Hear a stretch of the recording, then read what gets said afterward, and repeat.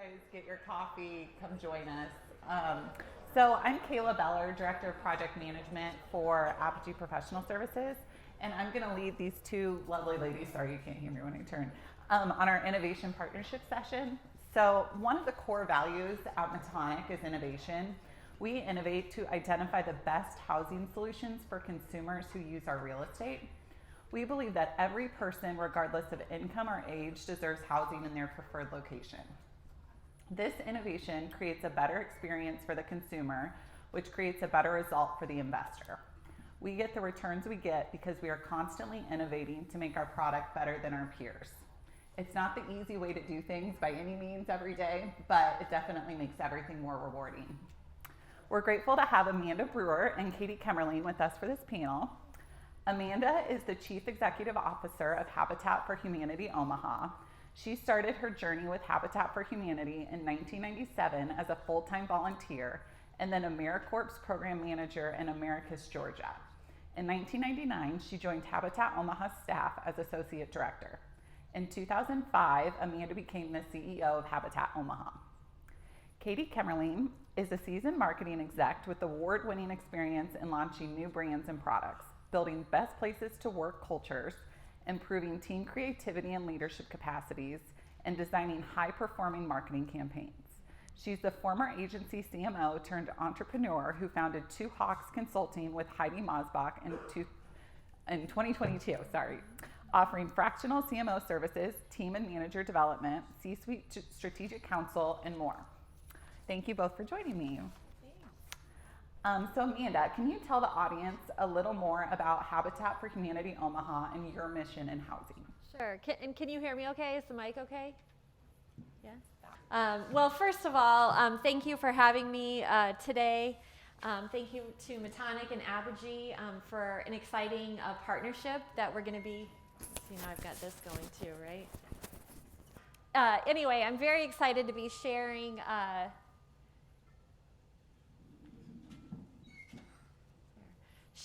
a little bit later about the partnership between Apogee and Habitat for Humanity. But first, I would like to share, is that it? Is that better? Yep. First, I would like to share just a little bit of background about Habitat for Humanity. And I'm sorry we're getting off to a very rocky start here. But want to say we do have some past board members in the room, which is really happy to see them here as investors with Metonic. And I want to introduce my staff, Drew Lear, who leads all of our construction, if you could raise your hand, and John Haskey, who's our head of development. So if you have any questions afterwards, they could be happy to answer those too. But I love that our mission statements really kind of align between Apogee and Habitat for Humanity. Apogee is that everyone, regardless of their circumstance, deserves to have a beautiful, comfortable space where they feel at home. And aligns perfectly with Habitat's vision of a world where everyone has a quality, safe, and healthy place to live. And, you know, I was sitting in the audience with the past panel and speakers, and I just started to get anxious because while it's really great, I'm also an investor with Metonic. Well, it's really great to be an investor and say, well, these are great products. It's going to be great for our community. I'm hearing the hard numbers of what's happening and how people are getting priced out of the market. And that's my job as CEO of Habitat for Humanity, is to look at the market, look at people who are working hard to make a living and making sure that there's places for everyone to live. And that's why I'm excited a little later to tell you more about the partnership we have with Apogee. But first, I want to give you just a high-level Habitat for Humanity. I'm sure a lot of you in the room have volunteered in some way, have donated. We have many partners in the room, especially many bank partners. I see several of you here today. But Habitat for Humanity is only as successful as the community makes it. And I always think it's important to celebrate that success. Omaha chapter, we're all independently run. There's 1,200 chapters in the country. Omaha is number 4 in terms of family served. And that's because of our community. That's because of innovation. That's because people care and want to make a difference. And really, Omaha is a great, great place to live, but we want it to stay great. We don't want it to become like Portland or Denver, where people can't afford to live there, where people have to drive 2.5 hours to work. And so, so everything that we're doing at Habitat is thinking about how to scale, how to serve way more families, how to do things differently so that more people can have access to affordable, in our case it's home ownership. But really, listening to the last panel talk, our work validates your work, Apogee and Metonic, and your work validates our work and the need for home ownership, especially affordable home ownership. So let me just share some high-level things. Many of you have probably swung a hammer with Habitat for Humanity as a volunteer, maybe with your church or your company or on your own. And we are always going to continue to do that, building 40 to 50, 60 houses a year using primarily volunteer labor. But that does not make a dent. Scott's number was 50,000. The number in the study that we look at is 78,000 units short, primarily affordable and workforce housing. What is affordable housing? That's a big misunderstanding of what affordable is.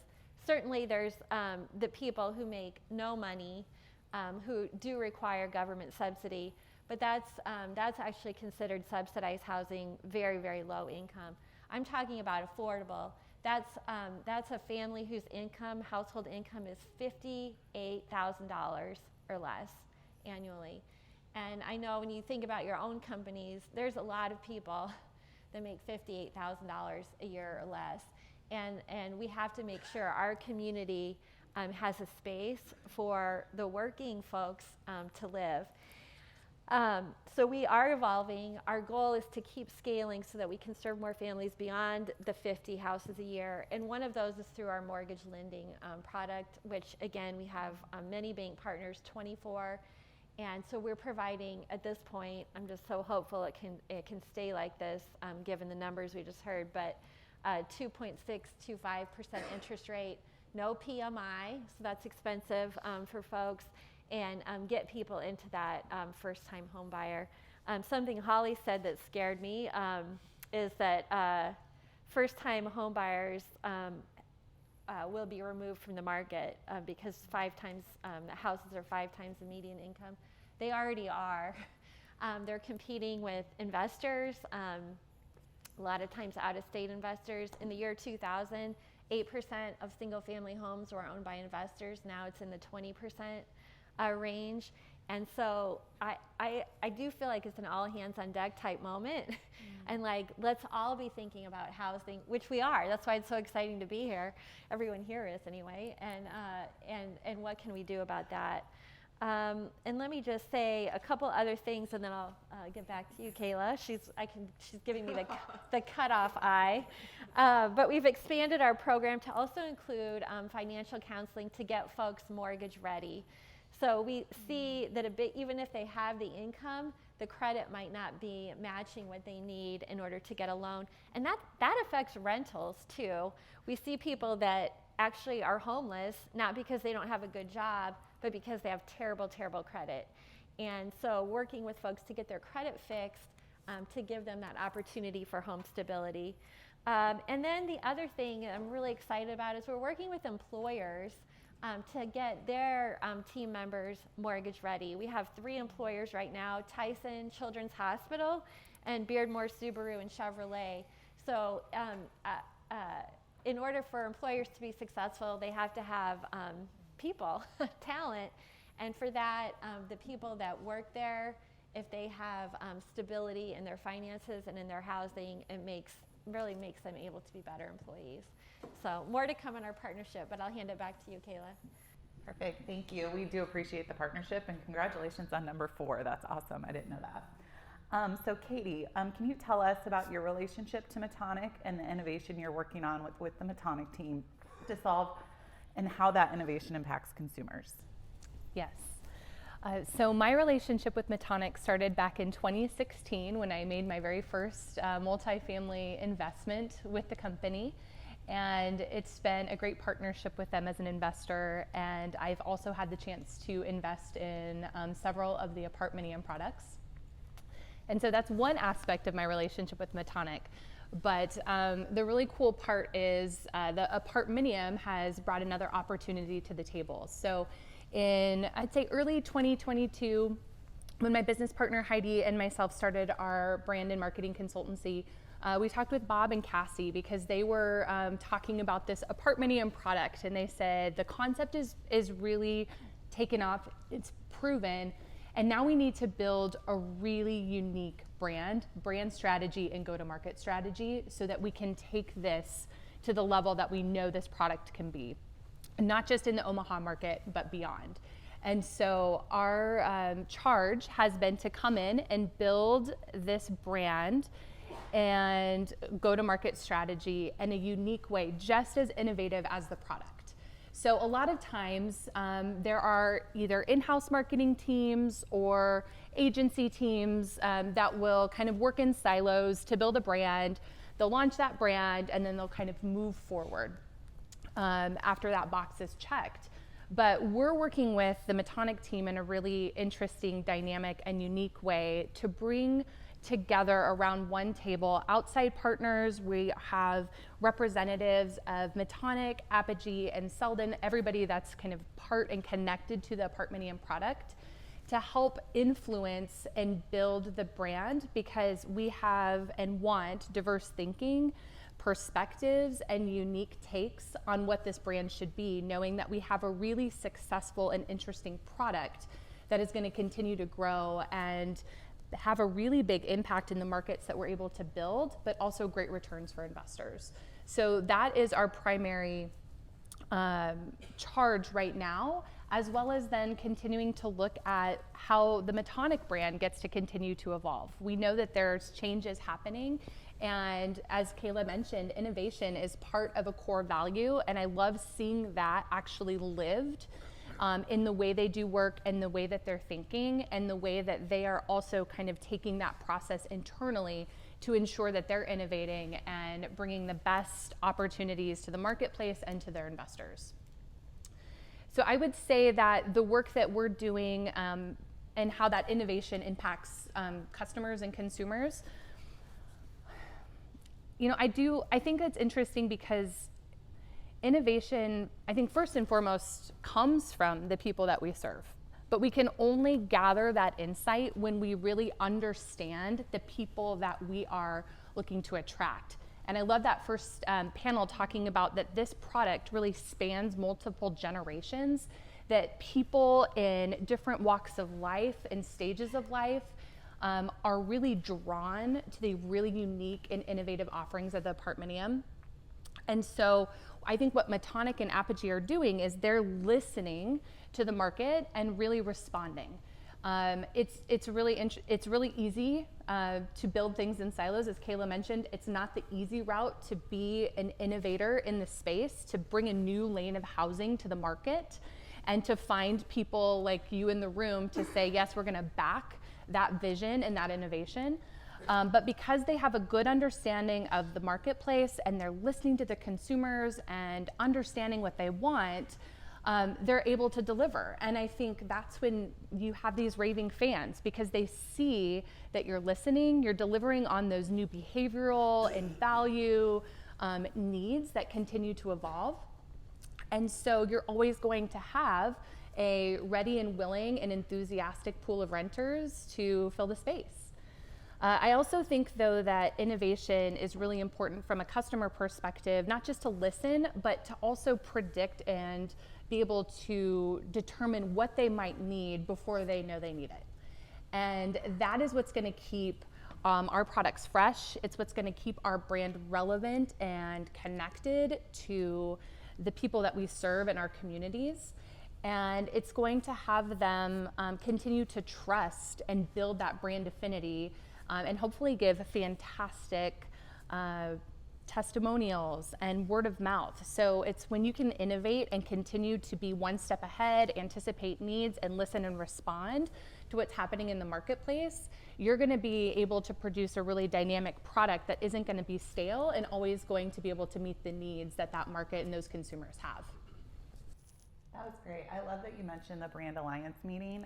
Seeing all those people in the room is really cool, and eventually that will touch all of you as well, and hopefully create even more raving fans, which is a huge goal here at Metonic as well. So Amanda, can you tell us about your relationship to Metonic and how that innovation impacts Habitat for Humanity Omaha homeowners? Sure. Now that I'm not messing with the microphone anymore, I am a raving fan of Apogee and Metonic, and here's why. Some of you might know Nancy Priedel, who's the president of Lamprey Nearson Engineering Firm in Omaha. She's a past board member at Habitat for Humanity, and one day I'm having coffee with her and I am lamenting because for years, 15 years, we had put in our strategic plan 15 years ago, find a partner to do a mixed income community. And I kept pitching it to so many people and it was never happening. And I said to Nancy, I'm like, this is never going to happen. We're just going to have to build a full mixed income community ourselves.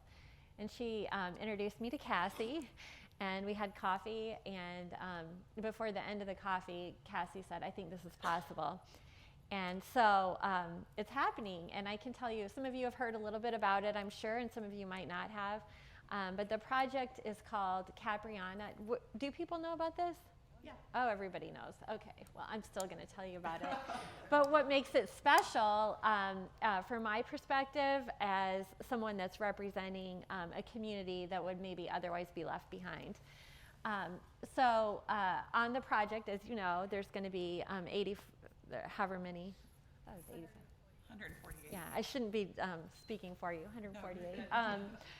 Luxury apartments. Yep. And then on that same property, there will be 11 single-family homes, Habitat for Humanity, for our buyers. And why is this so special? Well, one, it's a win-win because it's my understanding that that land wouldn't have otherwise been able to be utilized. So from an investor perspective, it's good because we're buying that property and that helps the project even be more successful. But what it does is, from looking at the big picture of housing, what it does is it turns kind of the typical model of what you see on its head. Usually in a mixed income community, you see apartments and single family homes, but the single family homes are market rate for middle income and above, and the apartments are lower income. And then what happens is, as the property improves, the valuations increase, the people that benefit are always the homeowners because of that appreciation and equity investment. And the lower income folks kind of get left behind from that equity increase and market increase. And in this case, it's so obvious, but it's the opposite. And our buyers will have the benefit of not only living in a really great community, having access to really great schools, but they'll have that benefit of appreciation of property that they wouldn't get maybe as much in other parts of the city. And I looked around the country. There's nothing like this that's not mandated, that isn't required by some kind of zoning. And this is very special. I think, in fact, we already have another developer that wants to do something similar. So Apogee, Metonic, you're a leader. But I think if every developer kind of did their part like this, it would really help to solve some housing issues in our community, but also throughout the country. So we're very honored to partner with you in this. I think I'm just going to keep calling it a world-class project, and show what's possible. Show that we don't have to be scared, really, of mixed income communities. You think of the best communities in Omaha, and that's what you have. And so I'm excited to replicate this out west. Let me see. I just want to say one other thing. So, who are affordable? Who buys Habitat houses? I think that's kind of a misconception that can happen. But let me I already said that $58,000 number is kind of people under that income. Well, elementary teachers in Elkhorn Public Schools make a starting salary of around $37,000. So they would qualify. Firefighters in Omaha make an average base salary of around $45,000 in their first year. So of course over time that increases, but really families like Holly said aren't having that same access to the starter home that we used to have. And you're seeing it. Everyone looks on Zillow. You see what the prices are doing in Omaha. So just really proud to partner with you and to showcase this and to help teach others. Thank you. I think proud's a good word. I remember when Cassie came back from that coffee, and I'm proud that everyone at Metonic was so excited about this and that we're actually seeing it come to fruition now at Capriana and then hopefully more places as well.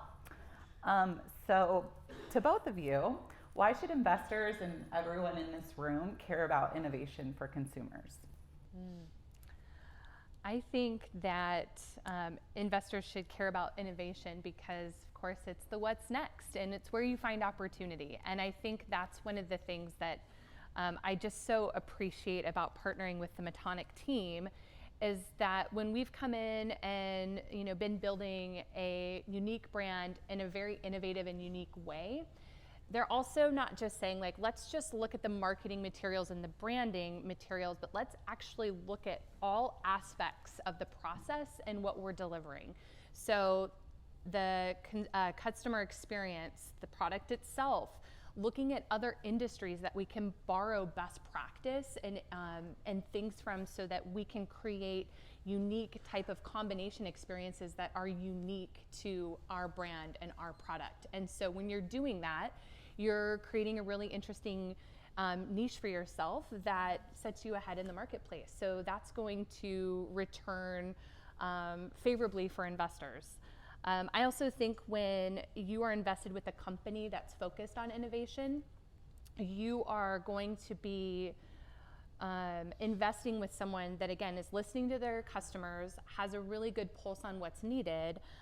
Those customers are going to respond in a way that is going to drive up occupancy rates, right? Be those raving fans, give you those ever important user-generated content that helps to add credibility to what you're doing. It's not just that we're saying we're great, all of our customers and all of our staff are also saying we're great.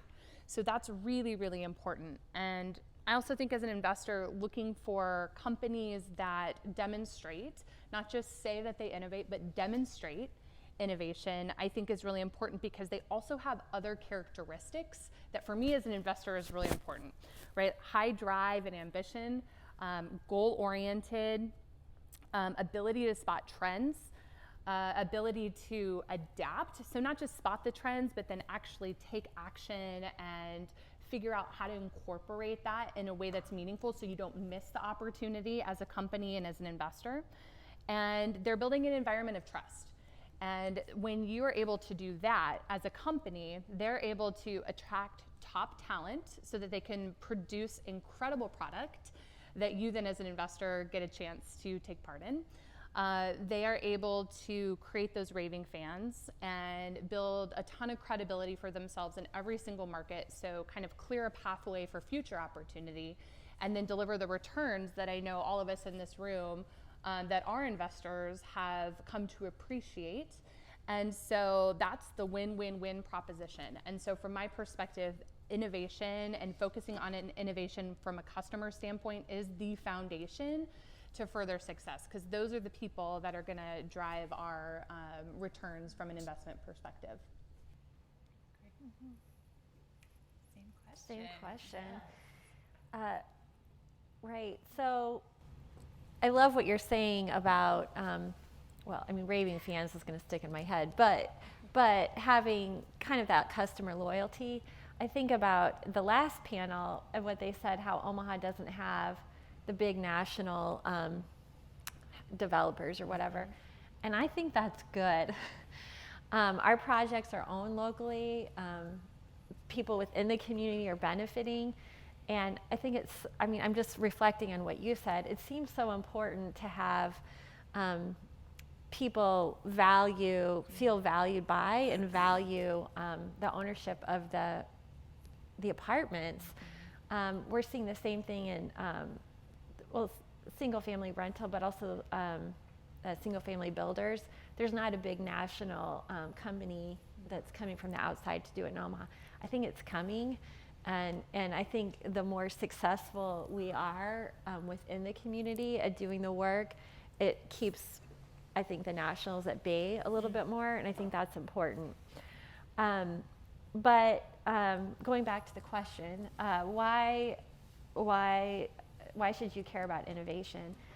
And I mean, I think anecdotally, part of the reason Habitat for Humanity is so successful here is because people intrinsically get it, that housing's important, that having a safe, good place to live makes a difference.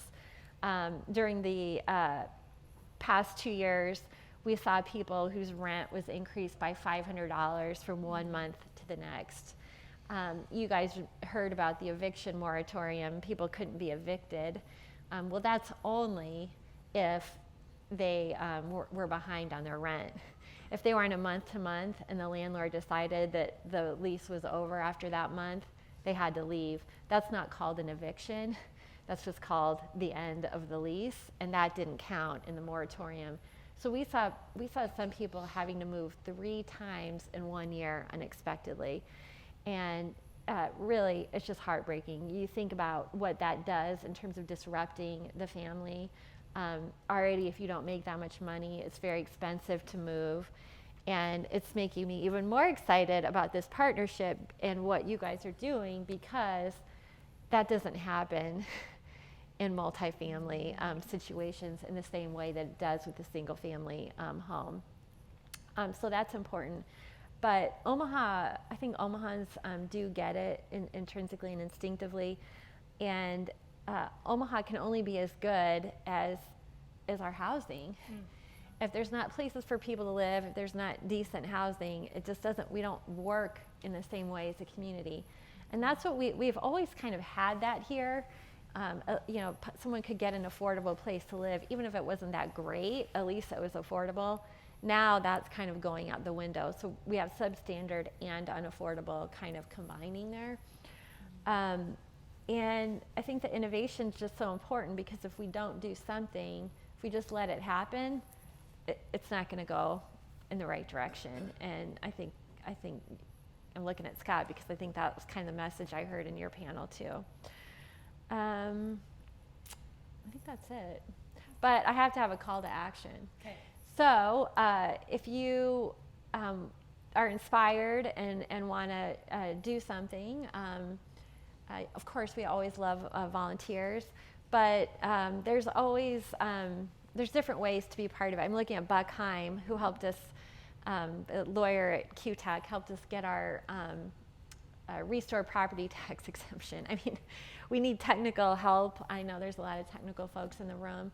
I'm excited because we do have one of the houses sponsored by Lindsay Corporation and Schooler are joining forces to do an ag build.